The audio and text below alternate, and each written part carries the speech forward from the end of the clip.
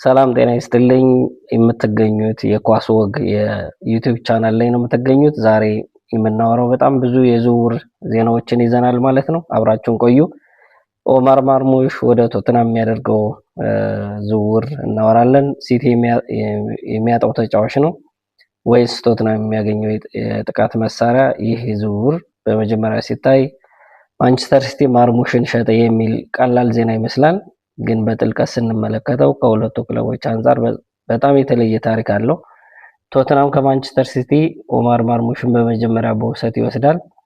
ከዚያም 50 ሚሊዮን የተረጋገጠ ክፍያ እና 10 ሚሊዮን ቦነስ በመያዝ እስከ 60 ሚሊዮን የሚደርስ የግዴታ ግዢ ይኖራል። ማርሙሽም የሕክምና ምርመራውን ሊያደርግ ነው። እንግዲህ ይህ ዝውውር እንመርምረው። ቶትናም ለምን ማርሙሽን ፈለገ? በእኔ እይታ ዋናው ምክንያት ጎል ብቻ አይደለም። ቶትናም የሚፈልገው በፊት ላይ እንደ አንድ ቦታ ብቻ የሚጫወት ተጫዋች አይደለም። ማርሙሽ በፊት መስመር ላይ በተለያዩ ቦታዎች መጫወት ይችላል። ፍጥነቱ፣ ኳስ ይዞ ወደፊት የመሄድ ችሎታውና ከመስመር ወደ መሀል የመግባት ችሎታው ለቶትናም በጣም ይጠቅማል። በተለይ አዲሱ አሰልጣኝ ሮበርቶ ዴዘርቢ በፍጥነት በፈጠራና በግፊት የሚጫወት የጥቃት ቡድን ለመገንባት ከፈለገ ማርሙሽ በዚህ ፕሮጀክት ውስጥ በጣም ይስማማል። እዚህ ላይ የሚያስደንቀው ማርሙሽ ሳቪዮ ይህ ምናልባት ከዝውውሩ ዋና ነጥቦች አንዱ ነው። ቶትናም ከማንቸስተር ሲቲ ሁለት የጥቃት ተጫዋቾችን እያመጣ ነው። ሳቪዮ በማክሰኞ ቀን ወደ ቶትናም በ75 ሚሊዮን ቋሚ ክፍያ እስከ 85 ሊደርስ በሚችል ውል ተዛውሯል። አሁን ደግሞ ማርሙሽ እስቲ ያስቡት፣ ሳቪዮ በቀኝ ማርሙሽ በግራ ከማል ደግሞ የሚገቡ ተጫዋቾች ይሄ ቶትናምን የማጥቃት መስመር በፍጥነት ሊለውጠው ይችላል። ዴዘርቢ የሚፈልገውም እንደዚህ ያለ ተንቀሳቃሽ ፈጣንና ተከላካይ በአንድ ለአንድ የሚገዳደር ጥቃት ሊሆን ይችላል። 60 ሚሊዮን ቶትናም ትክክለኛ ዋጋ ከፍሏል። ይህ በጣም አስፈላጊ ጥያቄ ነው። 60 ሚሊዮን ትንሽ ገንዘብ አይደለም። ነገር ግን ውሉ 50 ሚሊዮን የተረጋገጠ 10 ሚሊዮን በቦነስ መሆኑ ቶትናምን ሁሉንም ወደ 60 ሚሊዮን ወዲያውኑ እየከፈለ እንዳልሆነ ያሳያል። ከዚህ አንጻር ቶትናም በጣም አደገኛ የሆነ ውል እየፈረመ አይመስለኝም። ምክንያቱም ማርሙሽ እንደሚታየው አሁን ከፍተኛ ደረጃ ላይ ሊመለስ የሚችል ተጫዋች ነው። ግን ለማንቸስተር ሲቲ ይህ ምን ማለት ነው? እዚህ ላይ የሲቲ ውሳኔ በጣም ሳቢ ነው። ማርሙሽ በጃንዋሪ 2025 ከኤንትራ ፍራንክፈርት ወደ ሲቲ በግምት 59 ሚሊዮን መጥቶ ነበረ። ነገር ግን በሲቲ ውስጥ የመደበኛ መጫወቻ ቦታ ማግኘት ተቸግሮ ነበር። ባለፈው የሊግ ዘመን 8 ጨዋታዎችን ብቻ እንደ መጀመሪያ ተጫውቶ ጀምሯል። ስለዚህ ሲቲ የሚያደርገው ውሳኔ በቡድናችን ውስጥ መደበኛ ቦታ የማይኖረውን ተጫዋች አንይዝም ወይስ ገንዘቡን እንመልስ የሚል ነው። እኔ ከሲቲ አንጻር ይሄ ተገቢ የስኳድ አስተዳደር ብዬ ነው ማስበው። ሲቲ በትክክል ያጣው ምንድነው? ማርሙሽ ችግሩ ችሎታ አለመኖር አይደለም፣ የመጫወቻ ደቂቃ ነው። በሲቲ ውስጥ ከሃላንድ ጋር ለመወዳደር እና በተለያዩ የጥቃት ቦታዎች ቦታ ለማግኘት በጣም ከባድ ነው። እናም ማርሙሽ 27 ዓመት ላይ ስለሆነ በቤንች ላይ የሚቀመጥ ተጫዋች ሆኖ ሙሉ ዓመት ማሳለፍ አይጠቅመው። ቶትናም ግን ለሱ የበለጠ ሚና ሊሰጠው ይችላል። ይህ ለማርሙሽ የመጨረሻ እድል ሊሆን ይችላል። በጣም አስፈላጊ እድል ነው። ማርሙሽ በፍራንክፈርት ጊዜው ያሳየውን ብቃት በእንግሊዝ ለማሳየት እድሉ አለው። አሁን ግን ሰበብ የለም። በቶትናም መደበኛ መጫወቻ ጊዜ ሊያገኝ ይችላል። የራሱን ጎል ማስቆጠር አለበት፣ እድሎች መፍጠር አለበት እና በፕሪሚየር ሊግ ውስጥ ራሱን እንደ ከፍተኛ ደረጃ ጥቃት ተጫዋች ማረጋገጥ አለበት። ግን ቶትናም ላይ ያለው ጫና ትልቅ ነው። እዚህ ላይ ዝውውሩ ከተጫዋቹ በላይ ይሆናል። ቶትናም በዚህ ክረምት በጣም ብዙ ገንዘብ እያወጣ ነው። ከሳቪዮ፣ ሳንድሮ ቶናሌ፣ ማቴዎስ ፈርናንዴስ፣ ጃን ፖል ቫን ሄክ እና ሌሎች ፈራሚዎች ጋር የቡድኑ እድሳት በጣም ጥልቅ ሆኗል። ነገር ግን የዝውውር ገንዘብ ብቻ ዋንጫ አያመጣም። ቶትናም በመጀመሪያ የፕሪሚየር ሊግ ጨዋታው 3-0 በብሬንትፎርድ መሸነፉ ግልጽ ነው። ስለዚህ ዴዘርቢ አዲስ ተጫዋቾችን ብቻ ሳይሆን አዲስ የአሸናፊነት አስተሳሰብ መገንባት አለበት። ማርሙሽ ሳቪዮ የሲቲ ሁለት የተረፉ ንብረቶች፣ ይህ ዝውውሩ በጣም ሳቢ ክፍል ነው። በአንድ ወቅት ሁለቱም በሲቲ ወደፊት አጥቂ አካል ሊሆኑ የሚችሉ ተጫዋቾች ነበሩ።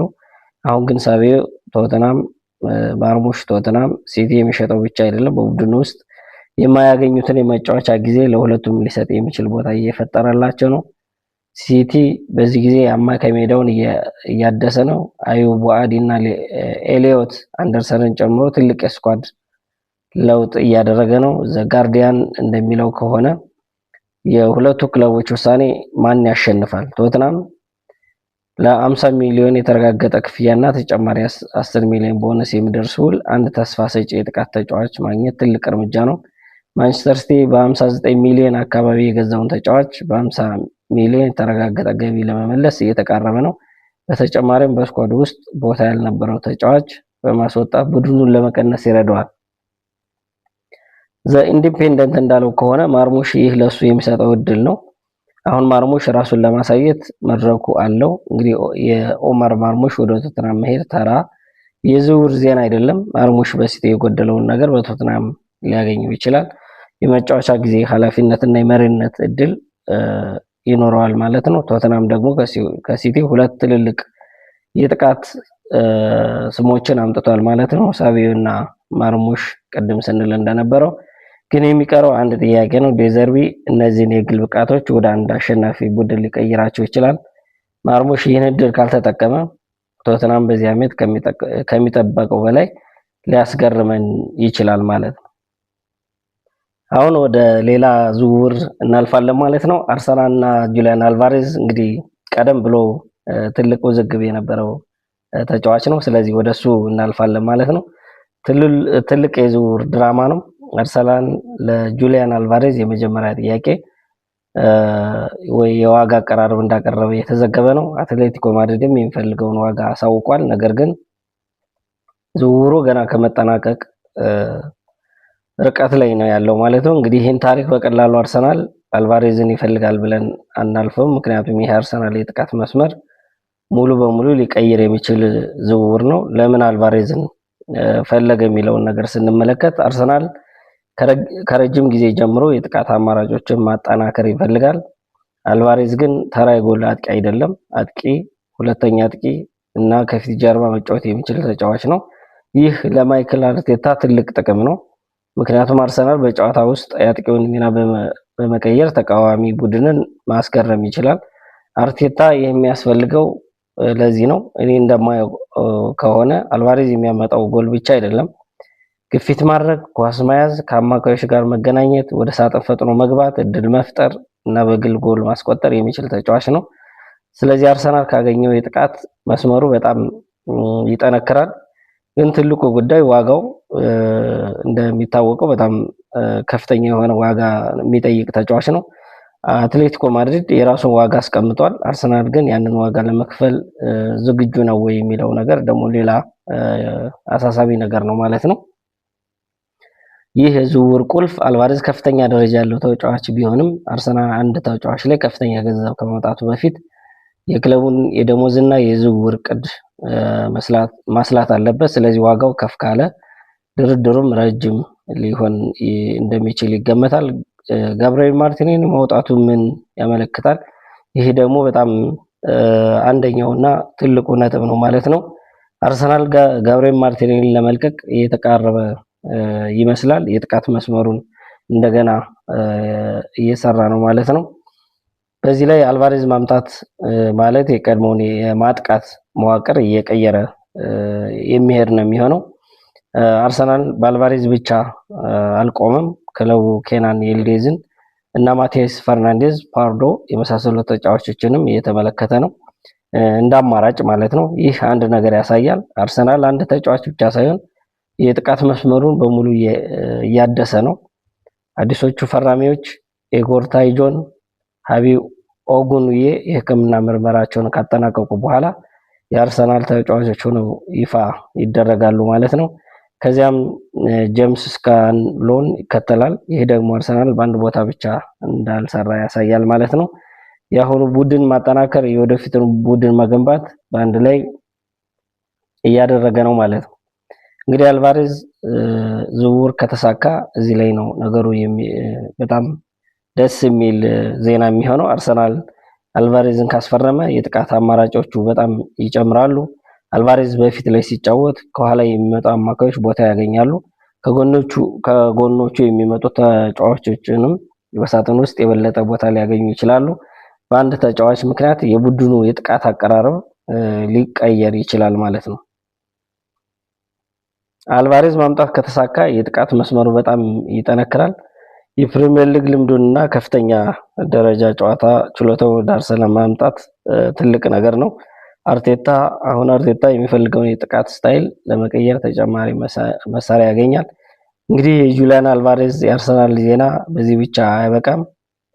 አርሰናል የመጀመሪያ እርምጃውን ወስዷል። አትሌቲኮ ማድሪድ ደግሞ የራሱን ዋጋ አስቀምጧል። አሁን የቀረው አንድ ጥያቄ ነው። አርሰናል ያንን ዋጋ ለመክፈል ይዘጋጃል ወይ የሚለው ነገር በጣም አስፈላጊ ነው ማለት ነው። አልቫሬዝ ከመጣ አርቴታ የጥቃት መስመሩ አዲስ ደረጃ ላይ ደርሰው ይችላል። ግን የዝውውር መስኮቱ እስኪዘጋ ድረስ ይህ ታሪክ ገና አላለቀም ማለት ነው። አሁን ወደ ሌላው ዝውውር እናልፋለን። ካርሎስ ባሌባ ወደ ማንቸስተር ዩናይትድ 70 ሚሊዮን የሚደርስ ዝውውር። ዩናይትድ በመጨረሻ የሚፈልገውን አማካኝ አገኘ ማለት ይቻላል። ይህ ዝውውር ተራ የተጫዋች ግዢ አይደለም። ማንቸስተር ዩናይትድ የአማካይ ሜዳውን እንደገና ለመገንባት የጀመረው ትልቅ ፕሮጀክት አካል ነው። በውሉ 65 ሚሊዮን የተረጋገጠ ክፍያ እንዲሁም ደግሞ የ5 ሚሊዮን ተጨማሪ ቦነሶች ተስማምተዋል ማለት ነው። ባሌባ እስከ 2030 የሚያቆየውን ውል በቃል ተስማምቷል።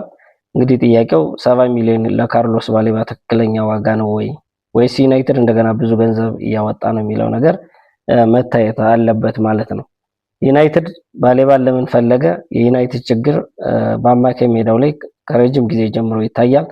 ቡድኑ ኳስ ሲያጣ መስመሩን ለመጠበቅ፣ ተቃዋሚን ለመጫን እና ኳስን በፍጥነት ለመመለስ ጠንካራ አማካይ ያስፈልገዋል ማለት ነው። ባሌባ ደግሞ በዚህ ዘርፍ በጣም ይስማማል። አካላዊ ጥንካሬ፣ ፍጥነት፣ ኳስ ሲይዝ ወደፊት መሄድና ተቃዋሚን በግፊት ማስጨነቅ የሚችል ተጫዋች ነው። ባሌባ ምን ያመጣል የሚለውን ስንመለከት ኃይል አለው። ባሌባ ኳስ ሲያገኝ ከግፊት ለመውጣት በአካላዊ ብቃቱ ይጠቀማል። ተቃዋሚ አማካዮች ሲጫኑት ኳሱን በቀላሉ የሚያጣ አይነት ተጫዋች አይደለም። ከዚህ በላይ ደግሞ ኳስን ከመከላከል ወደ ጥቃት በፍጥነት መሸጋገር ይችላል። ይህ ለዩናይትድ ትልቅ ጥቅም አለው ማለት ነው። ከሌሎች አማካዮች ጋር ሲጣመር እዚህ ላይ ዝውውሩ ይበልጥ ሳቢ ያደርገዋል። ባሌባ ብቻውን የዩናይትድ አማካይ ሜዳ ሊያድን አይችልም። ግን ከፈጠራ ያላቸው አማካዮች ጋር ከተጣመረ የእሱ አካላዊ ጥንካሬ በጣም ይጠቅማል። አዲሱ ፈጠራን ይሰጣል። ባሌባ ደግሞ ሚዛኑን ይጠብቃል። ይህ የዩናይትድ አማካይ ሜዳ ላይ የጎደለው ነገር ነው ማለት ነው። ከ65 ሚሊዮን እና 5 ሚሊዮን በጣም 5 ሚሊዮን ቦነስ ጋር በጣም ውድ ሊሆን ይችላል። እውነቱን ነገር ከተባለ ግን 70 ሚሊዮን ትንሽ ገንዘብ አይደለም። ባሌባ ግን ገና ወጣት ነው። ይህ ዋጋ የሚከፍለው ዛሬ ላለው ተጫዋች ብቻ ሳይሆን ነገ ሊሆን ለሚችለው ተጫዋችም ነው። ይህ ለዩናይትድ ትልቅ ኢንቨስትመንት ነው። እስከ 2030 የሚቆይ ውል መኖሩ ክለቡ በሱ ላይ ምን ያህል እምነት እንዳለው ያሳያል ማለት ነው። ግን የባሌባ ትልቁ ፈተና በኦልትራፎርድ ጫና ስር መጫወት። ብራይተን ውስጥ ስህተት ሲሰራ ሁኔታው አንድ ነው። ማንቸስተር ዩናይትድ ውስጥ ግን ሌላ ነው። 65 ሚሊዮን የተከፈለለት አማካይ ከሆነ እያንዳንዱ ስህተት ጎልቶ ይታያል ማለት ነው። እያንዳንዱ የተሳካ ጨዋታም ይጠበቃል። ስለዚህ የአእምሮ ጥንካሬው እንደ እግር ኳስ ችሎታ አስፈላጊ ነው። ይህ ለዩናይትድ የለውጥ መጀመሪያ ነው። እኔ እንደማየው ከሆነ ዩናይትድ አሁን ተጫዋቾችን በስም ብቻ ከመግዛት ይልቅ ለአንድ ጨዋታ ስርዓት የሚስማሙ ተጫዋቾችን ለማምጣት እየሞከረ ከሆነ ባሌባ በጣም ጥሩ ምሳሌ ነው። አካላዊ ብቃት፣ ፍጥነት፣ የኳስ መሸከም ችሎታ የዘመናዊ አማካይ ባህሪ ናቸው ማለት ነው። ማንቸስተር ዩናይትድ ቡድኑ በአማካይ ሜዳ ያለውን ችግር ለመፍታት ትልቅ እርምጃ ወስዷል። ካርሎስ ባሌባ ገና ብዙ የሚማረው ነገር ቢኖርም የሚያሳየው ችሎታ ትልቅ ነው። 70 ሚሊዮን ዋጋ እንግዲህ ሬት እናድርገው ከተባለ 7.5 ከ10 ነው የምሰጠው። ውድ ነው፣ ግን ባሌባ እድገቱን ከቀጠለ ይህ ዋጋ በጊዜ ሂደት ትክክለኛ ሊመስል ይችላል። 65 ሚሊዮን የተረጋገጠ ክፍያ፣ ተጨማሪ 5 ሚሊዮን ቦነስ እና እስከ 2030 የሚዘልቅ ውል ማንቸስተር ዩናይትድ ካርሎስ ባሌባን ለማምጣት ትልቅ ውሳኔ ወስኗል። ግን ይህ የ70 ሚሊዮን ግዢ በአንድ ጥያቄ ይፈተናል። ባሌባ በብራይተን ያሳየው ብቃት ወደ ኦልትራፎርድ ማምጣት ይችላል? ከቻለ ዩናይትድ በመጨረሻ አማካይ ሜዳውን የሚመራ ኃይለኛ ሞተር አግኝቷል ማለት ነው። ሌላው ማንቸስተር ሲቲ አዩብ ቡአዲን ማንቸስተር ሲቲ ለማስፈረም ርብርብ እያደረገ ይገኛል። ይህ የተወሰነው ክፍያ 81.3 ሚሊዮን ሲሆን ተጨማሪ ክፍያዎች ከተሟሉ ደግሞ ድምሩ ወደ 85.6 ሚሊዮን ይደርሳል ማለት ነው። ከዚህ በላይ ሲቲ ለቡአዲ 5 ዓመት ኮንትራት ሰጥቶታል። ይህ እስከ 2031 ድረስ በኢትሃድ እንዲቆይ ያደርገዋል። ግን ጥያቄው አንድ ነው። ማንቸስተር ሲቲ ለምን በዚህ 18 ዓመት ተጫዋች ላይ ይህን ያህል ገንዘብ ሊያወጣ ይችላል? ቡአዲ ማን ነው? በኢትሃድ ምን ሊያበረክት ይችላል? እና በመጨረሻ 86 ሚሊዮን ዋጋ ያረጋግጣል። ዛሬ ይህን በዝርዝር እንመለከታለን ማለት ነው። አዩብ ቡአዲ ማን ነው? አዩብ ቡአዲ 18 ዓመት የሆነው የሞሮኮ ዓለም አቀፍ አማካይ ተጫዋች ነው። ከሌላ አካዳሚ ተነስቶ በ16 ዓመቱ በፕሮፌሽናል ቡድኑ የመጀመሪያ ጨዋታውን አድርጓል። ከዛም በሌላ የመጀመሪያ ቡድን ውስጥ በመጫወት ራሱን አሳይቷል ማለት ነው። እስከ ሲቲ ዝውውሩ ድረስም 96 ጨዋታዎችን ለሊል አድርጓል። ስለዚህ የሚናቅ ተጫዋች አይደለም ማለት ነው። ብዙ ልምድ እንዳለው ያሳያል ማለት ነው። ይህ ማለት ሲቲ የሚያገኘው ተጫዋች ችሎታው ብቻ ያለው የ18 ዓመት ልጅ አይደለም። በከፍተኛ ደረጃ ልምድ ያገኘ ወጣት ነው። 85.6 ሚሊዮን ለምን የሚል ሰው ሊኖር ይችላል። ነገር ግን እዚህ ላይ ትንሽ ቆም ብለን ማሰብ አለብን። 85.6 ሚሊዮን ይህ የ18 ዓመት ተጫዋች ላይ ትልቅ ኢንቨስትመንት ነው። በዚህ ዝውውር ቡአዲ የፕሪሚየር ሊግ ታሪክ በጣም ውድ የቲኔጅ ወይም የቲኔጀር ሳይኒንግ ወይም ደግሞ የታዳጊዎች ዝውውር ሊሆን ይችላል። ሲቲ ዛሬውን ቡአዲ ብቻ አይገዛም። የነገውን ቡአዲ እያየ ነው። ከ3 ከ4 ወይም ከ5 ዓመት በኋላ ሊሆን የሚችለውን ተጫዋች እያየ ነው ያለው። 5 ዓመት ኮንትራት ሲቲ ምን እያሰበ ነው? ይህ በጣም ወሳኝ ነጥብ ነው። ማንቸስተር ሲቲ ቡአዲ ለ1 ወይም ለ2 ዓመት ብቻ አላስፈረመውም። 5 ዓመት ኮንትራት ነው የሰጠው። ይህ ማለት ከፍተኛ እምነት ጥሎበታል ማለት ነው።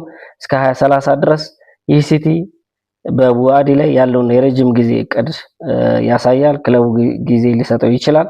እንዲማር ይፈልጋል፣ እንዲለማመድ ይፈልጋል፣ እንዲያድግ ይፈልጋል እና በመጨረሻ የሲቲ ዋና ቡድን ውስጥ ትልቅ ሚና እንዲኖረው ይፈልጋል። ቡአዲ ምን አይነት ተጫዋች ነው? ቡአዲ በተለይ በመሃል ሜዳ ላይ የሚጫወት ተጫዋች ነው። የኳስ ቁጥጥር፣ የጨዋታው ንባብ፣ ትክክለኛ ቦታ መያዝና ለቡድኑ መጫወት ከሚታዩበት ጠንካራ ጎኖች መካከል ናቸው። እሱ ራሱ ከግል ስኬት በላይ ለቡድኑ መጫወት እንደሚያስቀድም ተናግሯል። ይህ ከሲቲ የቡድን ፍልስፍና ጋር የሚስማማ ነገር ነው። ለምን ማንቸስተር ሲቲ ቡአዲ ራሱ የሲቲን አጨዋወት እንደሚወድ ተናግሯል። ጥራት ያለው እግር ኳስን መቆጣጠር የሚችል በትዕግስት መጫወትና ቡድኑን ማስቀደም፣ እነዚህ ለሱ የሚስቡት የሲቲ እግር ኳስ ክፍሎች ናቸው። በእሱ አስተያየት ማንቸስተር ሲቲ በዓለም ላይ ካሉ ምርጥ ክለቦች አንዱ ሲሆን ወደዚህ ክለብ መምጣት ህልም እንደሆነ ተናግሯል።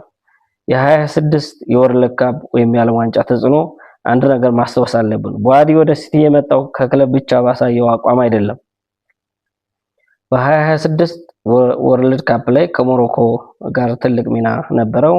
ሞሮኮ እስከ ሩብ ፍጻሜ ደርሳ ስትጓዝ ቡአዲ በ6 ጨዋታዎች ውስጥ 5 ጊዜ በመጀመሪያ ተሰላፊነት ተጫውቷል ማለት ነው። ይህ በ18 ዓመት እድሜ ላለ ተጫዋች ትልቅ መድረክ ልምድ ነው ወይም ደግሞ ቅድሚያ የሚሰጠው ተጫዋች ነው ማለት ነው። ግን ትልቁ ፈተና የመጫወት ጊዜ፣ እዚህ ላይ እውነታውን መናገር አለብን። 86 ሚሊዮን የሚያህል ዋጋ አለው ማለት በየሳምንቱ 90 ደቂቃ ይጫወታል ማለት አይደለም። ሲቲ ውስጥ የመጀመሪያ ተሰላፊ መሆን ከባድ ነው። ስለዚህ ቡአዲ ትዕግስት ያስፈልገዋል። በስልጠና ራሱ ማሳየት፣ እድል ሲሰጠው መጠቀምና በትንሽ የአሰልጣኙን እምነት ማግኘት ይኖርበታል። ቡአዲ ማሻሻል ያለበት ምንድን ነው? አንደኛ አካላዊ ጥንካሬ፣ የፕሪሚየር ሊግ ፍጥነትና አካላዊ ጥንካሬን ይፈልጋል። እንደሚታወቀው የእንግሊዝ ፕሪሚየር ሊግ ከፍተኛ ኃይል የተቀላቀለበት አጫወት የሚከተል ሊግ ነው። ስለዚህ አካላዊ ጥንካሬ ሊኖረው ይገባል። ሁለተኛ የውሳኔ ፍጥነት፣ ኳሱ ወደ እግሩ ሲመጣ መቼ ማሳለፍ እንዳለበት፣ መቼ መግፋት እንዳለበት እና መቼ መቆጣጠር እንዳለበት በፍጥነት መወሰን አለበት። ሶስተኛ የአእምሮ ጥንካሬ፣ ትልቁና ዋነኛው ኮምፖነንት ደግሞ የአእምሮ ጥንካሬ ሊኖረው ይገባል ማለት ነው። 86 ሚሊዮን የሚለው ቁጥር ትልቅ ጫና ይዞ ሊመጣ ይችላል። በዚህ ጫና ውስጥ መረጋጋት የሱ ትልቅ ፈተና ሊሆን ይችላል ማለት ነው። ለሲቲ ይህ ዝውውር ምን ማለት ነው? ሲቲ የዛሬን ቡድን ብቻ ያው ታዳጊዎች ላይ ትኩረት አድርጎ የሚሰራ ቡድን ነው። ታዳጊዎች ላይ መሰረት አድርጎ ሲሰራ ደግሞ የነገውን ቡድን እየገነባ ያለ ትልቅ ክለብ ነው። ስለዚህ 85.6 ሚሊዮን ለ18 ዓመት ተጫዋች ማውጣት እስከ 2031 የሚቆይ ኮንትራት መስጠት ክለቡ ተጫዋቹ የወደፊት አቅም ላይ ትልቅ እምነት እንዳለው የሚያሳይ ነው የሚሆነው። የመጨረሻው ጥያቄ 86 ሚሊዮን ያረጋግጣል ወይም ደግሞ ክፍያ ይፈጽማል ወይ የሚለው ነገር መጠየቅ መቻል አለበት። ይህንን ዛሬ በእርግጠኝነት ማለት አንችልም፣ ምክንያቱም ቡሃሪ ገና 18 ዓመቱ ነው። ግን የሚከተለው ግልጽ ነው። ችሎታ አለው፣ ልምድ አለው፣ ትልቅ መድረክ አይቷል እና ማንቸስተር ሲቲ በሱ ላይ ትልቅ እምነት አሳይቷል። 85.6 ሚሊዮን የዝውውር ዋጋ፣ 5 ዓመት ኮንትራት እስከ 2030 ድረስ በኢትሃድ እና ደግሞ የ18 ዓመት ተጫዋች በአውሮፓ ትልቅ መድረክ ላይ የጀመረ አዲስ ምዕራፍ አሁን የሚቀረው ነገር ጊዜ ነው። አዩብ ቡሃሪ ይህ ትልቅ እምነት ወደ ትልቅ ስኬት መቀየር ይችላል። የ86 ሚሊዮን ወጣት በኢትሃድ ቀጣዩ ትልቅ ኮከብ ይሆናል። እርስዎ ምን ይመስለዎታል? እንግዲህ በኮሜንት ላይ ሐሳባችሁን ብታሳውቁን ደስ ይላል ማለት ነው። ሊቨርፑል ሌላው አስገራሚ የዝውውር ዜና ወደ ሊቨርፑል ሰፈር እየተሰማ ይገኛል። ይህም በጣም ተወዳጁ የፒኤስጂ የመስመር አጥቂ ብራድሊ ባርኮላ በከፍተኛ ሁኔታ ሊቨርፑል እየፈለገው ይገኛል ማለት ነው። ስለዚህ ይህንን አድማጮቻችን እንደምትመለከቱት ከፍተኛ የሆነ ችሎታና አቅም ያለው ልጅ ነው። ስለዚህ ሊቨርፑል አይኑን ጥሏል በባርኮላ ላይ ማለት ነው። ለሳምንታት የቆየው ድርድር አሁን ወደ መጨረሻው ውሳኔ ደረጃ እየተቃረበ ነው። በቅርብ ውይይቶቹ ሁለቱ ክለቦች መካከል የነበረው ልዩነት ለመቀነስ ተስፋ እንዳለ ተዘግቧል።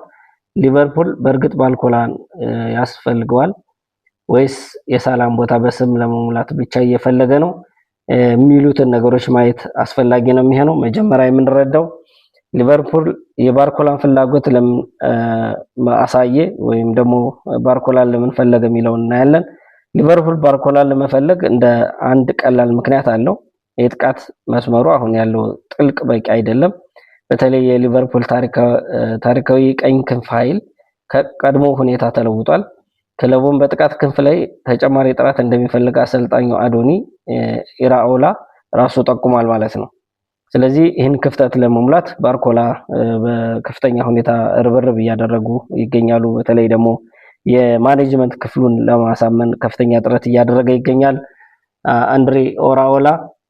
ስለዚህ ባርኮላ እዚህ ላይ የሚገባ ስም ነው ማለት ነው። ፍጥነት አለው፣ አንድ ለአንድ መጫወት ይችላል፣ ተከላካይን ወደኋላ ሊገፋ የሚችል በጠባብ ቦታም ኳስ ይዞ ሊፈነጠር የሚችል ከፍተኛ ብቃት ያለው ተጫዋች ነው ማለት ነው።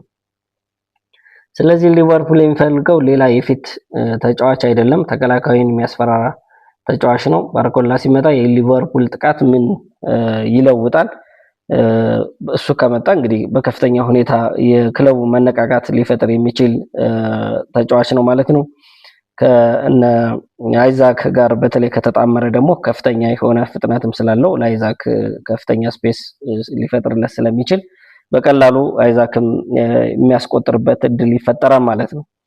ግን በሁለቱ ክንፎች ፍጥነት ያላቸው ተጫዋቾች ካሉ ተከላካይ የትኛውን ይከተል? ይህ ነው ባርኮላ የሚያመጣው ትልቅ ነገር። እሱ ጎል ማስቆጠር ብቻ አይችልም፣ ከተከላካይ እንዲወስን ያስገድዳል እና በከፍተኛ ደረጃ ይሄ ትልቅ ነገር ነው። ግን እዚህ ላይ የሚያስደነግጠው ነገር የዋጋው ጉዳይ 145 ሚሊዮን ነው ማለት ነው። የዝውውሩ ከፍተኛ ተግዳሮት ሆኖ መታየት ካለበት ዋጋው በከፍተኛ ሁኔታ በእርግጥ ካለው የብቃት እና ጥራት አንጻር ሲታይ 145 ሚሊዮን ፓውንድ አስፈላጊ ወይም ደግሞ ይገባዋል ብሎ ማሰብ ይቻላል ማለት ነው። አሁን ግን ሪፖርቶቹ ዋጋው ወደ 120 ሚሊዮን እስከ 128 አካባቢ ሊቀርብ እንደሚችል ይጠቁማሉ። የሊቨርፑል ትልቁ ጥቅም ባርኮላ ራሱ ምን ይፈልጋል የሚለውን ማየት ያስፈልጋል። አንዳንድ ዘገባዎች ባርኮላ ወደ ሊቨርፑል መሄድ እንደሚፈልግ ይጠቁማሉ። ይህ ለሊቨርፑል ትልቅ ጥቅም ነው። ምክንያቱም ዝውውር ሁለት ወገን ነው። ክለብ ከፈለገ ብቻ አትፈርምም፣ ተጫዋቹን መምጣት አለበት እና ተጫዋቹ አንፊልድን ከመረጠ ይህ ለሊቨርፑል በድርድር ጠረጴዛ ላይ ጥቂት ኃይል ይሰጠዋል ማለት ነው። ፒኤስጂ ባርኮላ ለመሸጥ ዝግጁ ነው። እዚህ ላይ የሚያስደስተው ነገር አለ። ባርኮላ በቅርብ የፒኤስጂ ቡድን ዝርዝር ውስጥ አለመካተቱ የዝውውሩ ጉዳይ የበለጠ እንዲሸፍት አድርጎታል ማለት ነው። ወይም ደግሞ ጥርጣሬዎቹ ወደ ሊቨርፑል ሊሄድ ይችላል የሚለውን ነገር ፍንጭ ይሰጣል ማለት ነው። ይህ ማለት ዝውውሩ ተጠናቋል ማለት አይደለም፣ ግን ፒኤስጂ ከተጫዋቹ ጋር የወደፊት እቅዱን እየገመገመ እንዳለ ያሳያል። ከዚህም ሌላ ነገር አለ። ፒኤስጂ በማጥቃት ቦታዎች ላይ ተጫዋቾችን እያመጣ ነው። ይህም ባርኮላ ቢሄድ ቦታውን ለመሙላት የተወሰነ ዝግጅት እንዳለ ያሳያል። ግን ሊቨርፑል አንድ ትልቅ ስህተት ሊሰራ ይችላል። ባርኮላን በጣም መፈለግ። አዎ ባርኮላ ትልቅ ተጫዋች ነው፣ ግን ሊቨርፑል በዚህ ዝውውር ላይ ብቻ ተመርኩዞ መቀመጥ የለበትም። ሌሎችን አማራጮችን ማየት መቻል አለበት። ምክንያቱም ክለቡ ከክንፍ በተጨማሪ በሌሎች ቦታዎች ጥልቀት ያላቸው ተጫዋቾች ያስፈልጋሉ። ኢራኦላ እንግዲህ በዚህ አዲስ ሲዝን እንደመቀላቀሉ መጠን የተለያዩ ተጫዋቾችን ማስፈረም እንዳለበት አንዳንድ ዘገባዎች ያሳያሉ። ኢራኦላ ራሱ ተጨማሪ ማጠናከሪያ እንደሚያስፈልገው ተናግሯል ማለት ነው። ስለዚህ ባርኮላ መጣ፣ ሊቨርፑል ተጠናቀቀ ማለት አይደለም። የዝውውሩ ትልቁ ድራማ እዚህ ጋር ነው የሚጀምረው። ሊቨርፑል እና የፒኤስጂ የገንዘብ ልዩነታቸው ካሳነሱ ባርኮላ ወደ አንፊልድ ሊመጣ ይችላል። ነገር ግን ፒኤስጂ እስካሁን የጠየቀው ከፍተኛ ዋጋ ካልተወ ሊቨርፑል ወደ ሌላ ኢላማ ሊያዞር ይችላል። ስለዚህ ይህ የሚወሰነው በአንድ ነገር ነው። አንደኛው ዋጋ ይሆናል ማለት ነው። ይህን ዝውውር በጣም የቀረበ ግን ያልተጠናቀቀ ብዬ እመለከታለሁ። ምክንያቱም ሊቨርፑል ባርኮላን ቀዳሚ ኢላማ አድርጎታል። ከፒኤስጂ ጋር ተደጋጋሚ ውይይት አድርጓል ማለት ነው። የቅርብ ውይይቶቹ እንደሚያመለክቱት ከሆነ ፖዚቲቭ ምልክቶች ወይም ደግሞ በጎ ምላሽ ሊያገኝ ይችላል የሚሉ ምልክቶች ይታያሉ። የዋጋ ልዩነቱ ግን አሁን ዋናው ጉዳይና አንገብጋቢ ጉዳይ ነው። ባርኮላ ራሱ ከፒኤስጂ ለመውጣት በግድ እየገፋ አይደለም የሚል ዘገባም አለ። የዝውውሩ እድል እንግዲህ ከ10 ስንመለከተው ወደ 7.5 የሚሆን ድርሻ እንሰጠዋለን ማለት ነው። የሊቨርፑል ደጋፊዎች ትንሽ ብቻ ቀርቷል። ብራድሊ ባርኮላ ወደ አንፊልድ ሊመጣ ይችላል። ሊቨርፑል እሱን ይፈልጋል። ውይይቶቹ አዎንታዊ የሆኑ ነው። ግን በዚህ ዝውውር መካከል የቆመው አንድ ትልቅ ግድግዳ አለ። እሱም ቅድም ስናነሳ እንደነበረው እንግዲህ የገንዘቡ ሁኔታ ነው ማለት ነው። እንግዲህ ባርኮላ ወደ 145 ሚሊዮን ፓውንድ ነው እየተገመተ ያለው። ሊቨርፑል ግን ይህን ዋጋ ለመክፈል ዝግጁ ነው ወይ የሚለው ነገር ደግሞ ሌላኛው እና አንገብጋቢውና አሳሳቢ ጉዳይ ነው ማለት ነው። በእርግጥ ባርኮላ የሳላም ቦታ ሊሞላ ይችላል።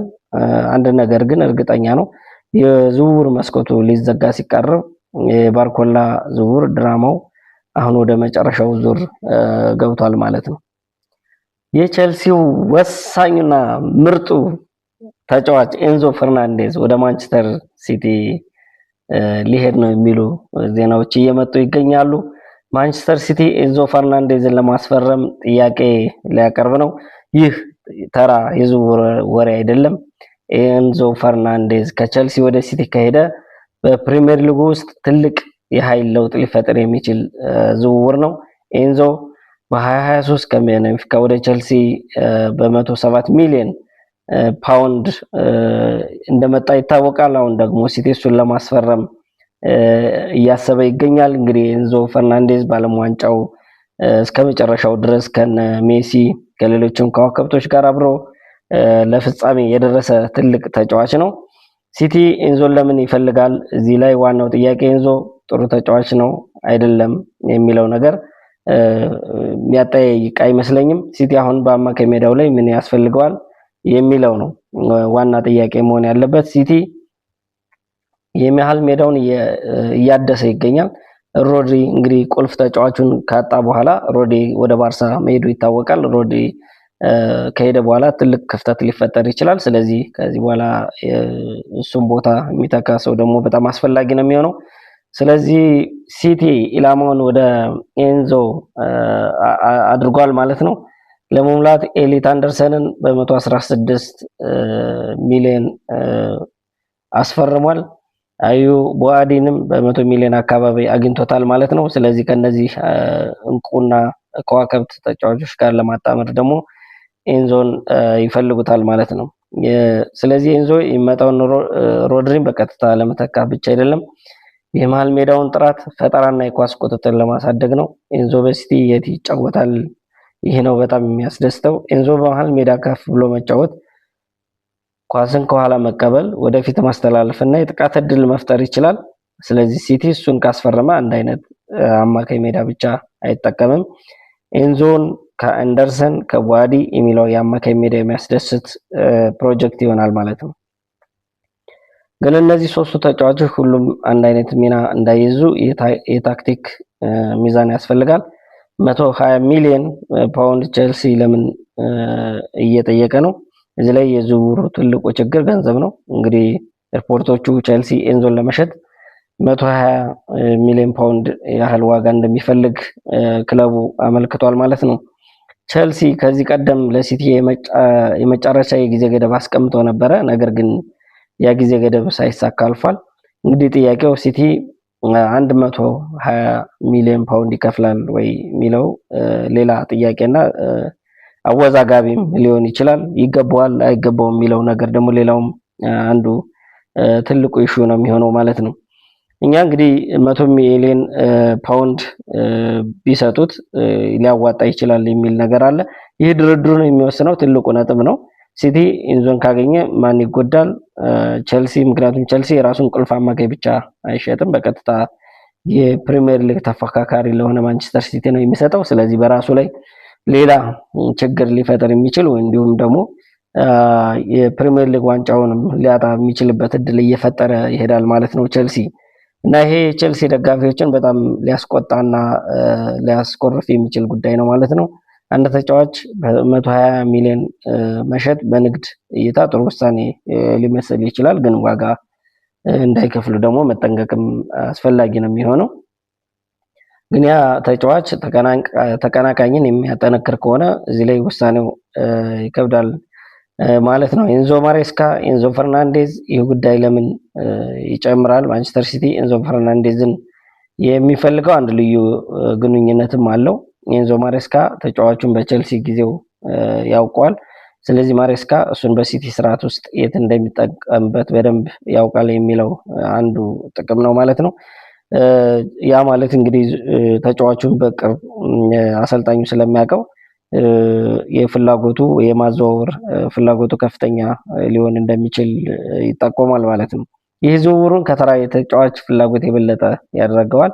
ግን ሲቲ ሊጠነቀቅ የሚገባው ነገር ሲቲ አስቀድሞ በዚህ ክረምት የኤሌት አንደርሰን 116 ሚሊዮን እና ቧዲንን ከ95 ሚሊዮን እና 5 ሚሊዮን ቦነስ ጋር በሚደርሱ አስፈርማ። ስለዚህ 120 ሚሊዮን ተጨምሮ ኤንዞን መግዛት ሲቲ በማል ሜዳ ላይ በጣም ከፍተኛ ገንዘብ እያወጣ ነው ማለት ነው የሚሆነው። እንግዲህ ሲቲን ስንመለከት ከተለያዩ የፋይናንስ ስርዓቶች ጋር በተያያዘ ብዙ ጊዜ ክስ ሲመሰረትበት የነበረ ቡድን ነው ማለት ነው።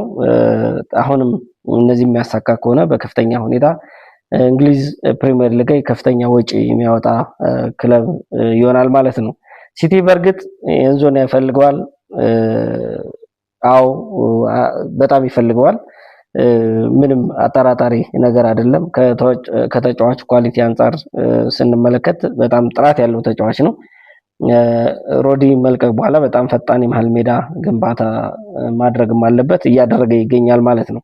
እኔ የማየው ግን ሁለቱም ናቸው የመጨረሻ ፍርድ ለማንቸስተር ኤንዞን ካገኘ ማንቸስተር ሲቲ ማለት ነው የመሃል ሜዳው በጣም ይጠነክረ፣ በተለይ ኳስን በመቆጣጠርና የጥቃት እድልን በመፍጠር ይጨምራል።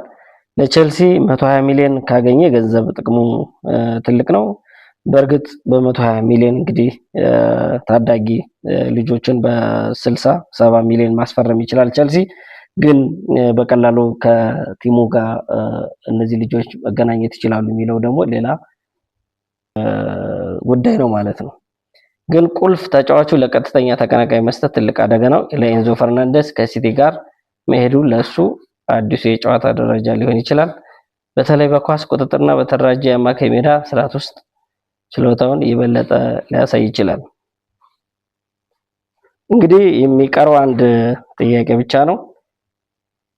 ቸልሲ 120 ሚሊዮን ካገኘ ኤንዞን ለመሸጥ ዝግጁ ይሆናል ወይስ አንድ ቀጥተኛ የፕሪሚየር ሊግ ተቀናቃኝ ለማጠናከር እምቢ ይላል? ሲቲ ደግሞ ከ120 ሚሊዮን በላይ ለኤንዞ ለመክፈል ይዘጋጃል። የዝውውር መስኮቱ ሊዘጋ ሲቃረብ ይህ የዚህ ክረምት ትልቁ የዝውውር ዜና ሊሆን ይችላል ማለት ነው። አድማጮቻችን እንግዲህ የኳስ ወግ የዩቲዩብ ቻናል ነው። ስለዚህ ቤተሰብ እንድትሆኑ